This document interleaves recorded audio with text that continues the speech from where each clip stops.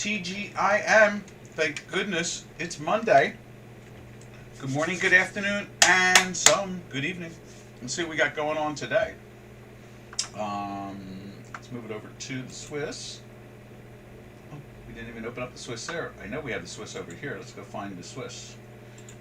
Right there. There's ruble. Let's see how they look on Swiss. Right there. 92.73. Looks like it's the dollar is weakening a little bit, maybe. You can see the line trying to move down right here. And let's see what it looks like over on J4X. We haven't loaded that yet. I just realized that. The Swiss, all the rest of these products really started to show some real life, coming in over the week. At the beginning of last week, I saw the cable earlier today down below the cell number. Euro is below the cell number. They're buying dollars. Hear that question mark in my head? Buying dollars? I understand the firmness of the dollar. I understand the position of it. Because of the Federal Reserve, and everybody and all the central banks seem to be agreed upon to function in some type of united way. And you can see, like right here, the Swiss closed at a weekly buy last week, but it's in a daily sell. That's how it went out. So it was kind of like stuck in that situation where it didn't know if it wanted to come or go. But in the end result, we all know that it has reached the top end of its range. Let me just put it up there. There it is, right there. Oh, you don't see it either. Let's put it so you can see it too. Right there. There it is. So you can see it's just sitting on the range there, the Swiss. They climbed through that weekly buy there last week on the close, or towards the middle end of the week it started doing that. Let's see, let's put that in like so, make that tight like that, boom, dang, and there we are, we're on a weekly buy. And it just seems to be hugging that line at the moment. Ooh, let's go over and see how the, if anybody has stopped in to say hello to Mr. Rogers of the trading room. Let's see, where is it at? Trading, Dukascopy, and let's see if anybody's on the chat line. Let's see if I hear. Okay, I don't see anybody on the chat line, so that's not too bad. At least I didn't miss anything. And I could see, wow, that's really big. Cool, the whole page. Yep, I can hear me, and I can see me. So that's pretty cool. All right, we're live and solid, 5 by 5. All right, so that's where we really stand at the moment. And was there any real news over the weekend? I guess the only thing that really sticks out is the constant conversation of locking down. It's the flu, people. It's an aggressive flu, but it's not the Spanish flu of 1918. It just isn't. And when we had the Spanish flu in 1918, I believe at that point in time they didn't realize that germs were invisible, and so they weren't washing hands, and what do they call it? Hygiene was not what it is today. The whole bit. Just a whole different thing. But we see it. In the United States, we look at it like a laboratory. That's the way the country was set up. So we have 50 states now, and they're all like little independent countries, and they have a lot of power to do what they want to do. And most of our states are not doing lockdowns, and they're the healthiest of the states. The states that do the lockdowns, for some reason, constantly have more cases and more deaths and the whole bit. So I'm not really sure how you view that as a non-scientist, but as a scientist, it says that you're forcing people to breathe the germ over and over again, which goes with the 1918 Spanish flu. In other words, it's not not a good hygiene. People need to be out in the air. They need to be getting sunlight. They need to be able to, function and do things more normally. And the states that fight that have the highest death rates, and they have the highest cases and the whole bit. So, it's not a good thing that they're doing this to the people. And now I understand in Europe there's talk about, I understand Merkel came out and said something. I turned it off just right before we started the webinar, but now she's coming out and saying something. And they're supposedly picketing all over Europe about the idea of lockdowns, which makes total sense because, again, we see here in the United States, the states that are not locked down are the ones that are healthy, so, or the most healthiest of them all. So I wish they would stop torturing people like that. Anyhow, that seems to have a big effect on the currencies, if you've noticed. Every time someone talks about a lockdown, all of a sudden the dollar goes up, stocks go down, and the interest rates rise, and then they calm down, and the Federal Reserve jumps in, cleans it all up. You know, over an hour's period, 2 hours period, 3 hours period, whatever, and it goes right back into the same rhythm again. So that's where we are. All right. What do we got here? Let's take a look at. So there it is. Let's take a look at the euro. Right there. You can see the euro is heading down towards that range we've talked about. Let's see if we can contract this up a little bit like that. There we are. And that is line 14. Yeah, line 14 right there. We got 8 weeks now on a weekly sell. We fell into the daily sell Friday. And it looks like it's just basically static at the moment. No real excitement there. Let's put that in there. And you know, that's the action we're seeing at the moment.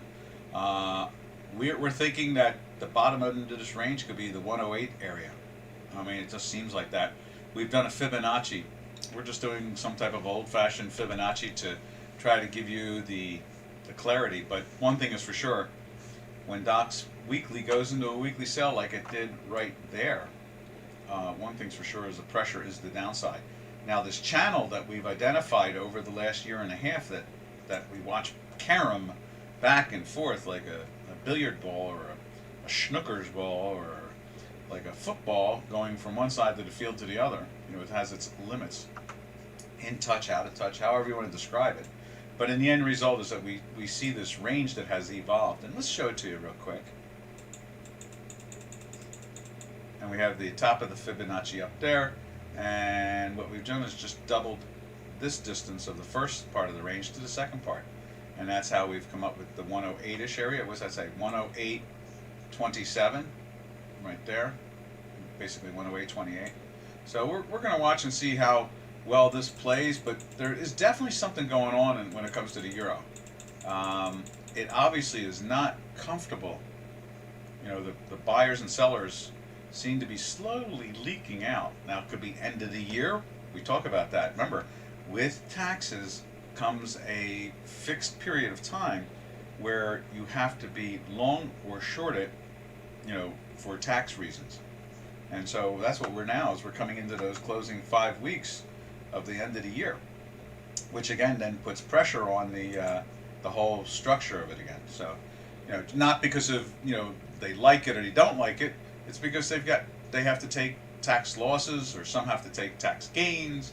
You know, these mechanics of the marketplace. Hey, Middle Age, good morning to you. It's option expiration deck, metals and grains tomorrow.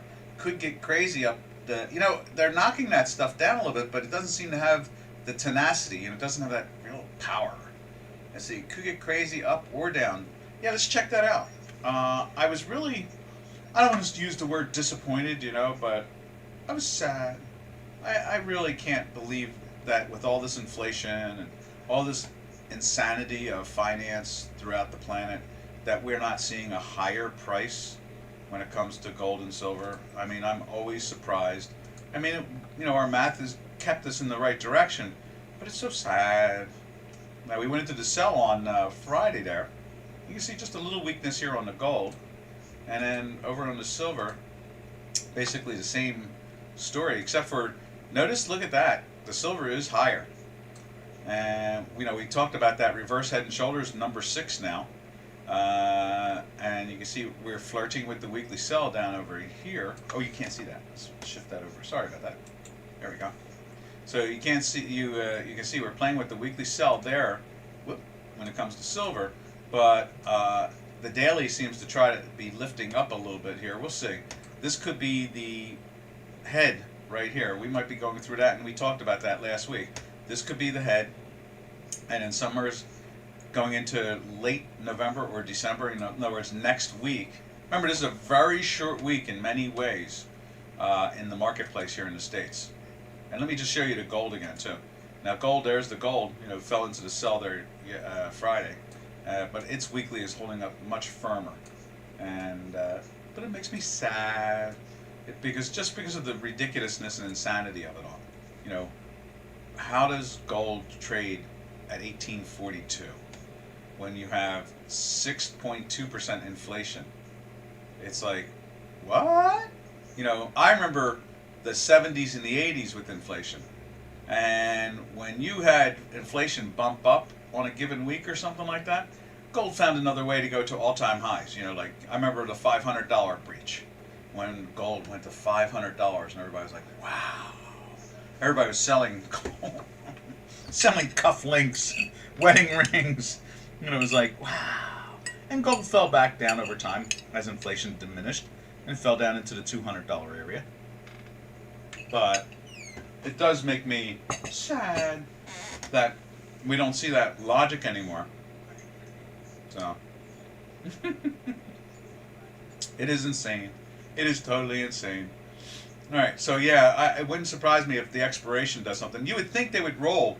There'd be more of a roll going on tomorrow. Well, it'll be interesting to see. Now, this week is a very short week in the United States. Our expiration, not expiration,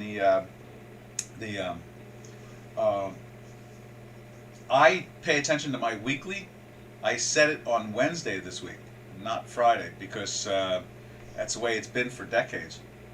I learned that a long time ago. Ever since they started doing the half a day or quarter day of Friday and no market Thursday. So the webinar will be the most insightful on Thursday and Friday because we'll look at what the prices are, but I really won't trust them. I won't trust them at all because the markets are closed. They're very illiquid, and whatever action is going on is never followed through. In other words, if they took gold up $200 on Friday, more than likely they'd open it down $175 or $200 on Monday. It's so thin and so unreliable. Same way with stocks and currencies and the whole bit. I've seen that throughout the last 3 decades with my math. This weekend is a short week in America. We'll do the webinars. We'll talk about the markets. Trust me, the people who are running some of these governments at this point in time are really incompetent, and so they'll do something foolish that will make us all sit back and laugh and cry and say, what's wrong with these people? They've lost their minds. All right, let's jump over to the currencies again.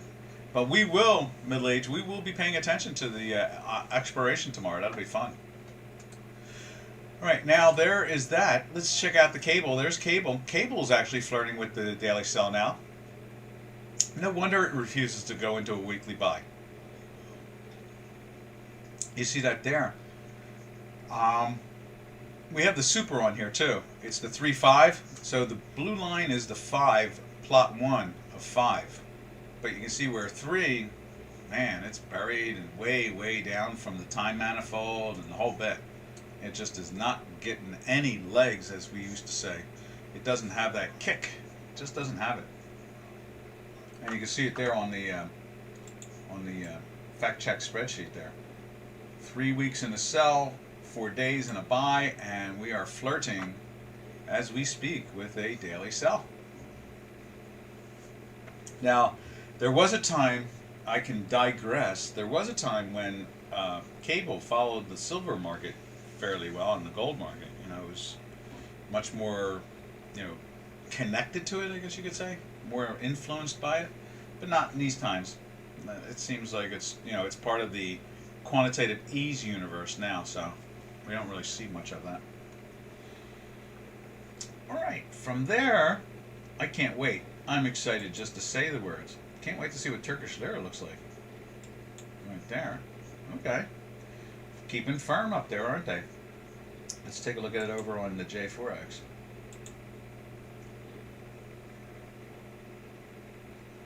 Right there. And as you can see, up into the 11s for the dollar pairs. And you can see the same thing here on Chicago Quant in a daily buy for a while now, since back in the 4th of November, 3rd of November. And you can see the weekly buy has been in a buy since the first week or second week of September. And all it's done is found a way to go up. And that's the dollar Turkish Lira pair trade. And then you can see it right here, same situation on the J4X. That strength, it's been climbing and it doesn't let go, and it just keeps on moving up. Now let's take a look at her. What I think is the real insight. I really do see this as the insight, and it's fascinating. The euro to the Turkish lira. This is like watching individual states here in the United States. This is like a laboratory, watching the way things are treated in real time. Here you have the dollar pairs trade to Turkish lira, which a lot of distance, a lot of cost and transportation. But then you have the European unit, the euro trading against the Turkish lira. And it's so, I don't know, there must be at least, is there half a dozen countries that border it, like Greece? Is Bulgaria bordering it? Or is it on the edge? I guess it's just the Caspian and all that stuff. No, or one of those seas. And you have, I don't know, the world map, how else we can say that? I guess maybe, right up on the edge there, like in Yugoslavia, and, that area going right on the edge of Turkey. Either way, you can drive a truck there with a cargo load of product, whereas in the United States you have to travel with a truck and a ship or in a plane. It takes a lot of work. So that's why it to me is fascinating. What do I say usually? Location, location, location. That's pretty much what it comes down to, because you see the location, location, location. All right, now there's the Euro Turkish Lira also holding up. Let's see what it looks like over on Chicago Quant. Right, isn't that down below? Right there it is. Looking forward to seeing what that price tag looks like. Okay, so it's just on the edge, isn't it? So it's not as high as Thursday, or it's just a little bit higher than Thursday's close. Not as high as Friday's close, but still very firm. And you can see how the white line is acting there, just like we see it right here, doing the same little curve on J4X. You can see our weekly. Where's our weekly at? There it is right there. Back in early September. And the daily on this is like 2 weeks longer. At this point in time, what is that? 1, 2, 3, 4, 5, 6, 7, 8, 9, 10, 11, 12, 13, 14, 15, 16, 17, 18, 19, like 20 or 21 days in the buy, compared to the dollar, where it slipped in and out a little bit. It's what was that, like 1, 2, 3, 4, 5, 6, 7, 8, 9, 10, 11, 12, 13, 14, maybe back 14. So this thing was, the Euro Turkish Lira was in a daily buy, something like almost like 7 days or 6 days ahead of it. And I remember we've been mentioning about that. That's the fascinating part, is to see that action, because obviously, like I said, it's a lot easier for a product to be shipped to or bought from Turkey through the European Union compared to having to ship it all the way to the United States. So that's why the value of the Euro Turkish Lira seems to have a lot more insight, a lot more clarity to what's going on over there. And that's where we are at the moment. You can see is the Turkish Lira is just drifting up to that. It's literally doubled with President Aragon and former Prime Minister Aragon. So it's gone from 1.5 to 3, 3 to 6, and now we've gone from 6 to 12. We've really seen that action, and I imagine, I guess we'll have to see how the world is acting in the sense of the QE and the lockdowns and all this other stuff, and some economic situations. If this is going to be some type of range now developed, the new range, the 12.5 in the euro will be the range on the top side, and maybe they'll flirt with the 11 or something like that. Maybe a 1.5 range now for the next couple months. We'll see. And then if it doesn't, it launches it through to 12.5. I have no idea what the. Can you imagine 6 to 12 to 12 to 24? I can't even imagine that. I didn't want to imagine that. I feel sad for the. Boy, talk about feeling sad. I'd feel sad for the population. I mean, to see their currency take that smash from 1.5 to 24, that blew my mind. But we've seen that before, We saw the ruble go from 4 to 7 to 7 to 13, and then the next thing you know, it's trading at 39, and or it was like 28, 29, and we saw it go from there to 56, and now let's just take a quick look at the ruble. But it's been a tough row to hoe, they say in farming. And there's the ruble. Right now, it trades in the 70s. Boy, ruble used to be 4 rubles to the dollar. Now it's 74 rubles to the dollar. It's like, wow. I don't even have words for it at this point. It's kind of like moans and sounds at this point. So, I'll take a look at it right here. There it is. Ooh, Spike City there. They're really taking the poor ruble up. We're jumping over to a new sector here out of nowhere, but you see that going on a third week and up and away. And that's the action. Someone tried to tell me that what was it I heard? Oh, I was talking. I have this lobbyist in the state capital here. And he was telling me that there's a feeling out there. I know it was only state, but it's not federal. But there's a feeling out there that he's going to take over to Crimea again, or something like that. I don't know, or Ukraine, or some crazy thing. I don't know. I was like, nah, I can't imagine that. I don't think he's going to disturb that. But they're saying right after the Olympics, or during the Olympics, or at the Olympics, or I don't know, something like that. Crazy stuff.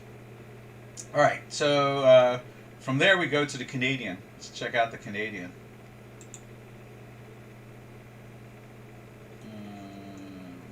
Where are you, Canadian? Dollar CAD. Right there. And you can see on the fact check. Where's that on the fact check? Right there, line 20. So we're 2 weeks in a buy, 8 days in a buy. It does seem to want to climb up and away. And let's take a look at it right there. Not really moving anywhere today. The Hinky is more excited than anything else. But you can see the strength there. And we're playing that range that it started to play with. With the Fibonacci sequence. I don't really see Canadian doing too much. Normally, with gold going down, silver going up, and we didn't even look at the oil. We'll look at it next. Oil, I think, is a little flat to down. I think there's a nervousness about the energy market here in the States that they're going to release the reserves, and that'll put short-term pressure on like a couple days pressure on oil. I think that's what's going on right now, is the threat of oil reserves being released, so no one's stepping up and buying at the moment. They've kind of backed off, and the contango is big. We've shown you what the contango is. It's like 80, 90 cents per contract. So when we've jumped over to where have we gone to? We've gone over to January now. We're doing the January contract starting today. Let's show you that. And what that means, contango, is the premium or discount to the back months from the spot front month. And this is the spot front month now, and you can see it's trading at 75.68, and let's see, what else can we say about that? It's been a daily sell for a couple days. It's, it's dropped from the 80 area up in here down to 75.71 today, and the low today was 74.76. So they're concerned about that. We've been in a weekly sell since here, so the administration is talking about selling some of the reserves to try to slow the push for the price of oil to move up. We'll see, because temperatures will freak it out. I mean, if we get the cold weather that everybody thinks we're going to get, then they're going to use this as an opportunity to buy, and it'll push this could push it into the 90s and terrify everybody up into the 100, and that's the so that's usually the calamity of having governments get involved in open markets, free markets.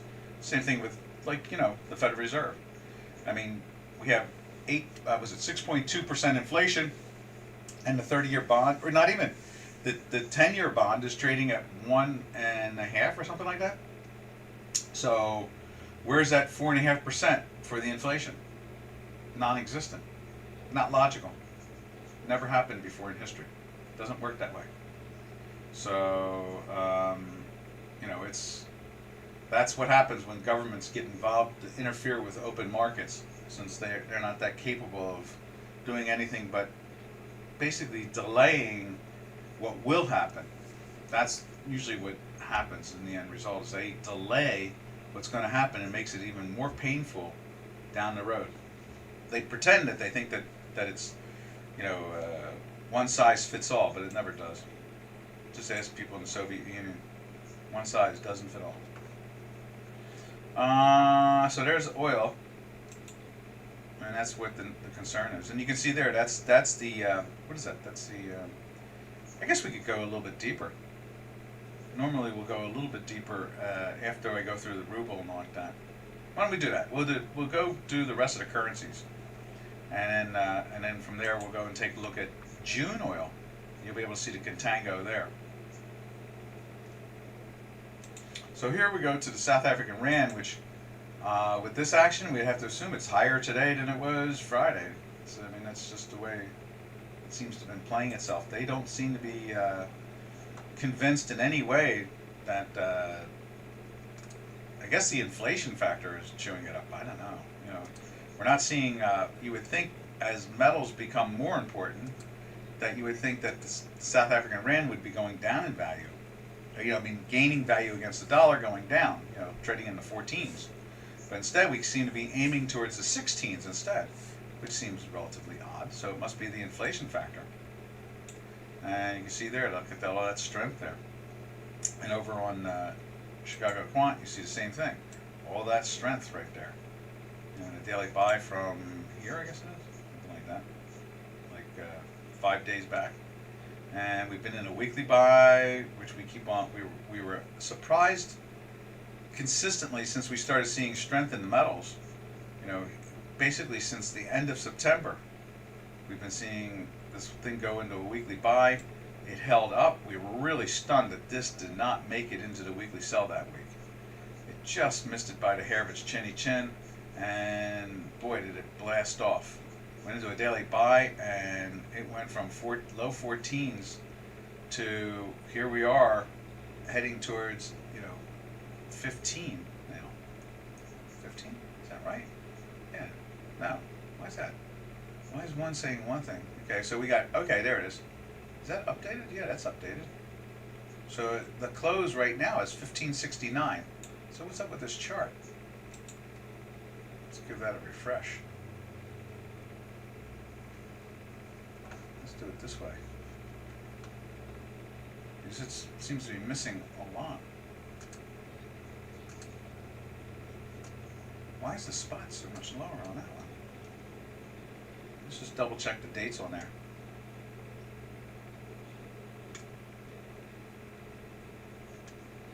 That's today. And it says 1583. Now why? Oh, something's wrong here. Let's see if we can reload this.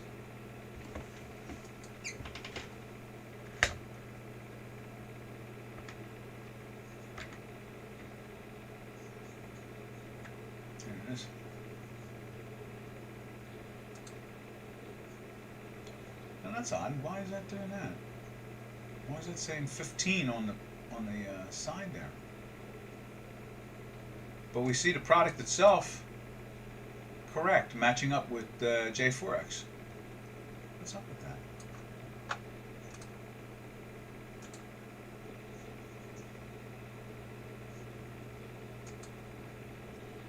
Huh. I don't understand that. The scaling doesn't seem to be right. But the product is telling us where it's at correctly. There we have it on J4X trading at 1577.9, and right there we are 1577.6. You know, I mean, it's pretty much the same. I don't understand that. So it's even higher on our chart. Thank goodness our math doesn't pay attention to this stuff. But the weekly has been the weekly. You know, it just refuses to give up. It just keeps on climbing. None of it makes any sense to me at the moment, but we'll have to investigate why that chart in particular. Maybe I have to reload the whole thing. You know, close it and then open it again. You would have thought, I would have thought that would have been 16 almost up there. Some type of scaling issue. Let's see what we got here. Up, down. Oh, I see. There we go. That's what it is. It was measuring the dots. That's what it was doing. There it is. 1577 now. Now you can see it. And it has no relationship to our quant, as you can see. And that's where it's at since the end of September. They knew something. Look at that first bottom there. You know, we were in that weekly sell for this little slide. Tried to get into the weekly buy, failed. And then, did it fail? Yeah, it failed. Yeah, it failed by such a small number. But it was in the daily buy for that whole move up. And then when we finally went into the weekly buy, it threw it into a daily sell. And, you know, for a day or two, it flipped there a little bit. But it pretty much was in the daily sell all the way down to here, minus a day. But it was in the weekly buy, so you didn't want to take the short. And then you get back in the daily buy, and what a winner chicken dinner that's been. Same thing with this one here. So metals, South African Rand is definitely not representing the action we're seeing in the metals complex. And I'm not sure if that's inflation. I have to, that's my excuse now for everything. When in doubt, blame inflation. It seems like inflation is the answer to it all. And we just saw the ruble. Let's go back over to the ruble, where we see that the ruble is flying along pretty aggressively on the upside. There's some concern over here that something in the Crimea and the Ukraine and all that stuff. I'll just reflect it one more time. Right there. What a spike today, huh? Whew, bang. And then from there we go over to the yen. See what the yen's up to. Yen's kind of quiet. Slid into the weekly sell last week, and it's already flirting with the weekly buy again.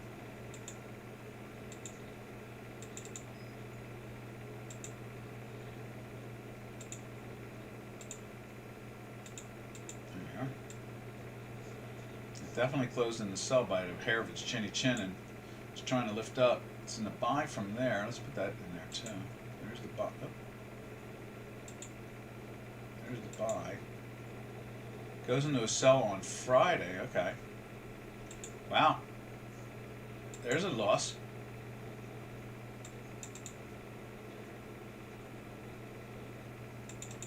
See how that lasts for the next couple days. And see if this tries to roll over. But one thing's for sure, if you're shorted from our math, you want to be flatted at the moment, with this thing hanging above the weekly and this below in the daily. And then where's it at the moment? It's actually zeroed out. It's at 0. So it's not giving us any real clear direction. But again, this week's going to be real sloppy. March corn when you get a chance. When I get a chance, we'll get a chance right now. Oh, you know what? Let me just finish off Mexican peso, and then we'll do that. Let's do Mexican peso. And I'll start loading at the same time as we speak about that. Right. There it is, right there, Mexican peso. This way we've finished off the currencies. And let me load the corn up as we speak about it. Open. Enter. You'll see all kinds of little pink boxes kick out. And let's just take a look at the Mexican peso over here too. There. And the peso just keeps on marching up at the same time. And we're loading the grains in now as we speak. And that's the that seems to be the recipe. I know that Mr. Biden had that conference last week. We mentioned it. Didn't seem like anybody was satisfied. The premier of Canada was not happy. The president of Mexico was not happy.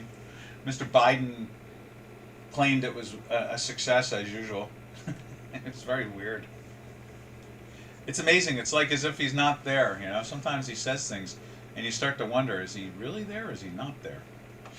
I'm told that Susan Rice is running the country at the moment. No wonder she's destroying the Democrat Party. Let's see. So from there, now we jump over to the corn. Let's see what corn looks like. We'll throw soybeans up on the Chicago Quant. They have soybeans, so we'll get an idea of what the grains are doing. And there's deck corn. Deck corn went into a daily sell on Friday. It's trying to climb into a daily buy today. We're still in that weekly for a while now. 13 or 14 weeks, something like that. Where's the fact check at?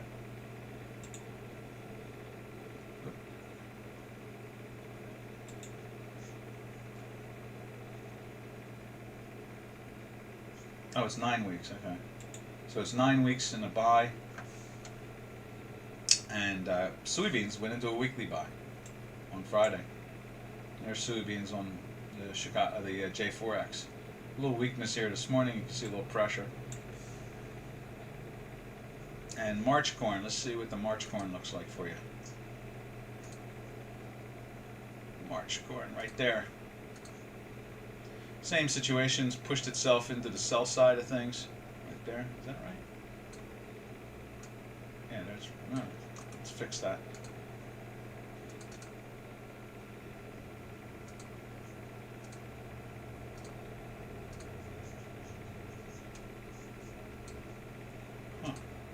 So we'll do it one more time.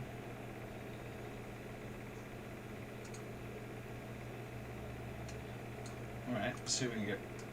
I know I had March corn fixed this morning when we sent the charts out. There we go. And March corn is trying to lift up. Right there, that's what it's doing this morning, just like the way deck corn is.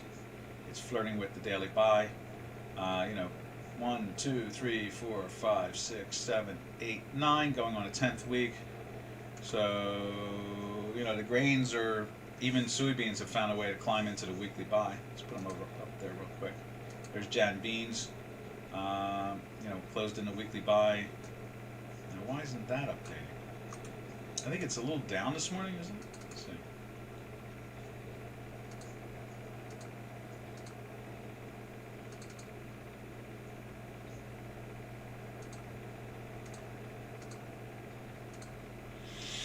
Yeah, so they're even showing some strength also. They're trying to lift up. They almost made it into the sell. And at one point this morning, they looked a little bit weaker. Right now, you can see it's minus 0.45. You can see it there on the J4X. Just a little red and a little pressure, just the same way as ours. So there is the grains and corn and beans. Thanks, Doc. I'm still long my 550 calls. I don't blame you. I was having this conversation over the weekend with somebody that I think most of the inventory has been sold already. So every time there's pressure, that product is needed, there's nobody to sell it. That's why it keeps on finding ways to go up, not down. Matter of fact, let's see what the contango looks like. So I think March, is it March or May? I think May. Let me see. We have a bunch of them now. We have some farmers that are paying attention to all of them. So let's see what we can do. There's May All right, so there's May corn trading at almost $6. Okay, what's that? 5.87 almost, right? And then, so that's like the new crop, I guess you could say, the beginning of the new crop, something like that.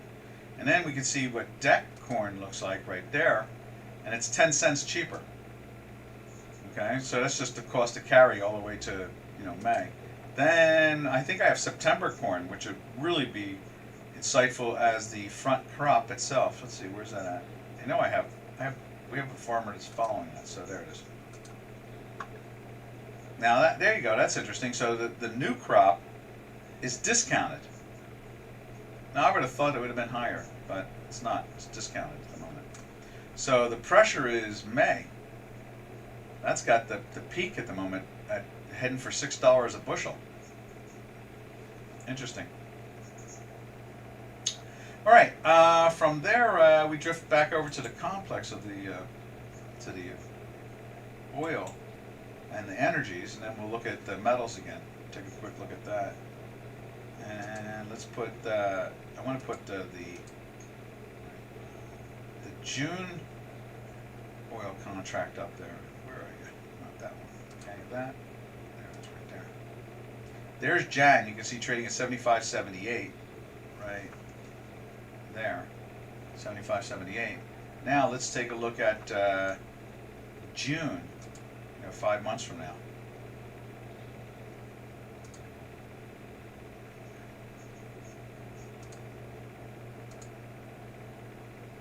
That's trading at 72.22.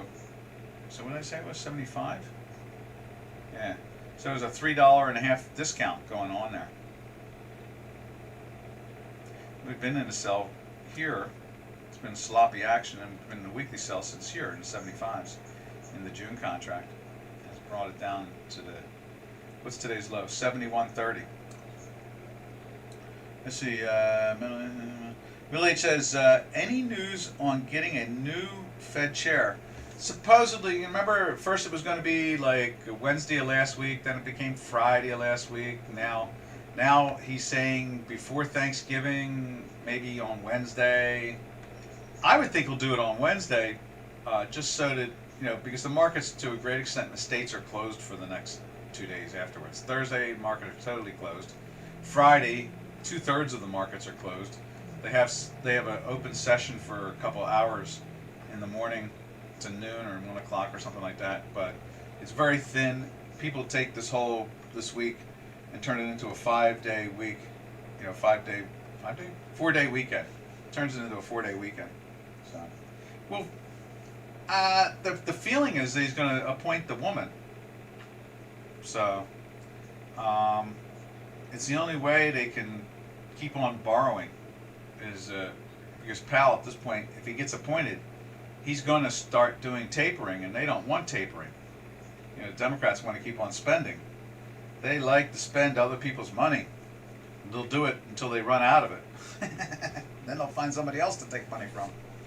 They'll find a new avenue. That's who they are. So, all right. Where do we go from here? Yeah. So I think it's going to be the woman. I thought it was going to be Blinder, but Blinder, I guess he just feels too old. He doesn't want to participate anymore. I thought for a long time Blinder was going to be the Fed chair. I figured, I'll finally put him in his wheelchair, bring him out, let him be Fed chair for a little bit. But it looks like not. It looks like Blinder is too conservative for the socialists in our Democrat Party. They need somebody that totes the communist policy. So, and Blinder, as much as he's liberal, he's not communist. So, all right, where do we go from here? Let's see. Oh, I know. We want to go see what else is going on energy-wise. So let's take a look at natural gas. There's natural gas. You can see the pressure on that this morning moving down. We've been in daily sell for a couple days and a weekly sell for a couple weeks. Let's take a look at it on J4X. Is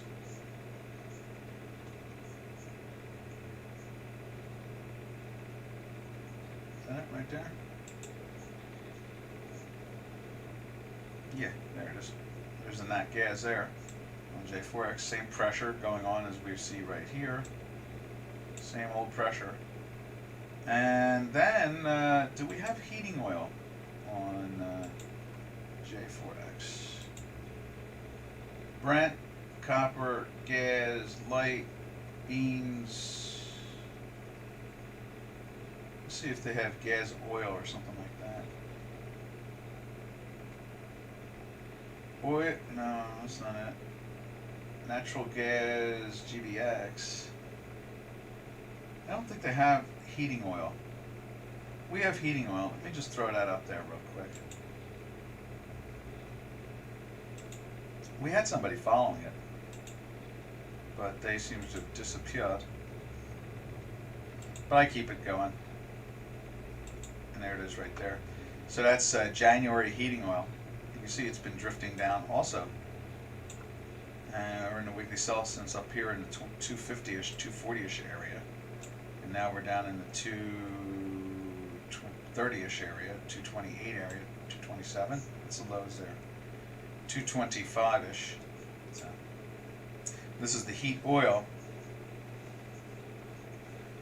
So that is that. Now let's jump over to the metals complex. And so we saw gold, and it still is drifting, whereas silver is drifting up. And let's take a look at platinum. Well, here's copper. Copper went into the daily buy on Friday, but now it's pushing over. But it's also, at the same time, it had closed in a weekly sell, so you can't really take the long, so you're kind of neutral in that right now. And then let's take a look at platinum right there. There's Jan Plat. That's been on a drift on the downside. And look at that, flirting just the same way silver is, with the weekly on the underside of it. And so that's the pressure that we're seeing in the metals complex.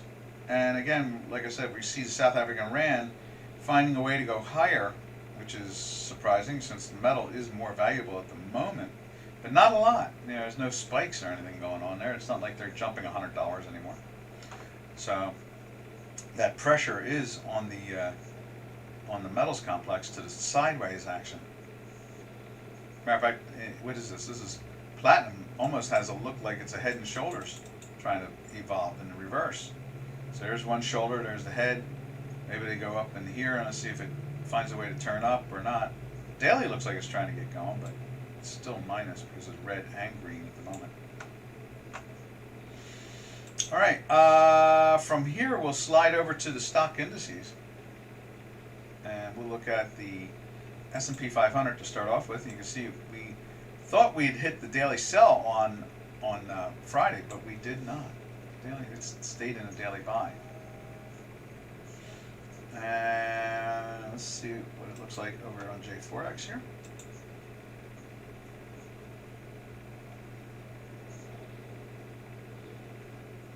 Right there.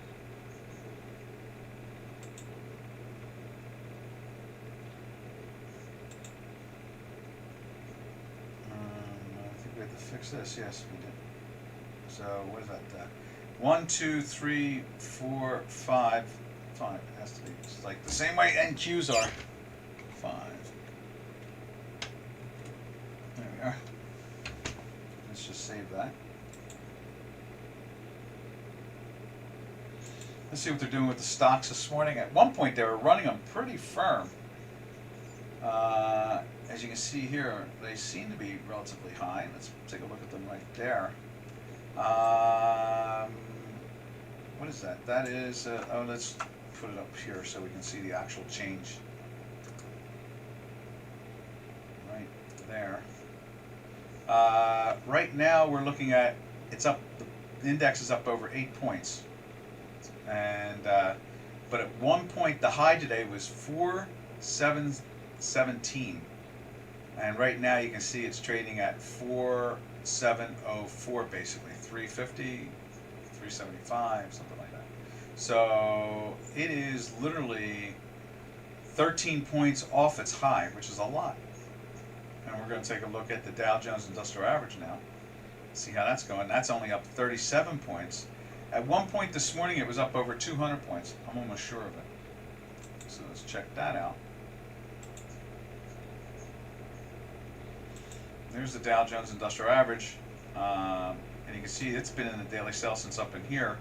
They got up to today 35,737.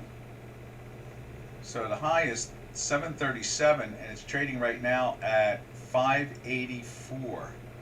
So it's 150 some odd points, so about 150 points lower. So they backed that off at the same time. Let's check it out on J4X. I think I have to sneeze. Excuse me. Oops, excuse me. So let's see, right there. And look at the height of that. So they've really pressured that product. And excuse me for the sneezing. So you can see the pressure is on there, and we did slide into a weekly sell, as you can see right here on the Dow Jones Industrial Average. So I hear different, what middle-aged mentioned about the Fed chair. I hear different stories, like the market will be disappointed if Powell is not put in. But, when you control the Federal Reserve, what's the difference if the market's disappointed? They'll sell it for, 2 hours? 3 hours? Half a day? And then what'll happen is they'll just, the Federal Reserve will come in and buy more. That's what they do now. Federal Reserve buys everything. Buys bonds, buys stocks, buys everything. Buys currencies. It is the specialist of what the New York Stock Exchange was before it was gone. Remember, there's no real New York Stock Exchange anymore. It's owned by ICE, the Futures Exchange, and they don't have anywhere near the influence on the marketplace that they once had. They used to have like 90% of the market influence on the stock markets. The specialists, the guys that work the floors. Now they have almost no influence whatsoever. When you have the Federal Reserve doing all this buying and putting out $120 billion a month for a decade now. For a decade they've been doing that. More than a decade. Since 2008 they've been doing that. Since Mr. Obama became president or got elected, they've been doing it. So I mean, you're talking like, they're here we are in 2000. I want to say we're in 2013. No, we're not in 2013. We're in 2021, getting ready to go into 2022. So we're looking at going on 13 years of this. Hundreds of billions, trillions of dollars going into the marketplace, irrelevant of value. So, yeah, they can get nervous that they don't get Mr. Powell. What will that last? A couple days, a week, hours? Who knows? All the insider trading that goes on nowadays, anything's possible. They might let it fall down for a couple days or a couple weeks just so that they can buy, that the politicians buy so they can make some Christmas money. You just never know. To me, that seems to be the whole... It's an unfortunate way of life now, but it is what it is. Luckily, our quant follows the markets very, very well. Whatever the insiders are doing, our math usually picks it up with not much of a problem. So, all I can say is I don't really have any strong opinion about what will be the future if it's Mr. Powell or this woman. I'm not even sure of her name. Her name doesn't even make sense to me. But I just know that she's not a capitalist. She refuses to call herself a capitalist. So, so it's central planning. Welcome to the USCCP. Oh my God. She refuses to call herself a capitalist. She doesn't. She says she just follows numbers. Oh, okay. But they have her on video saying that no more than a few weeks ago and a few months ago. She refuses to call herself a capitalist, or if she follows the capitalist system at all. She just refuses to give an answer to that. Anyhow, that's where we are. This is Doc from North America. You can't make this stuff up. I mean, it's so easy. It's so real, it's unreal. It's so real that it's unreal. We'll catch everybody tomorrow on this U.S. shortened week. So, but I'll be here all week. Doc has always got something to say about the marketplace. So happy trails to you until we meet again. Happy trails to you, to all our trading friends from Dukascopy and Planet Earth. Happy, happy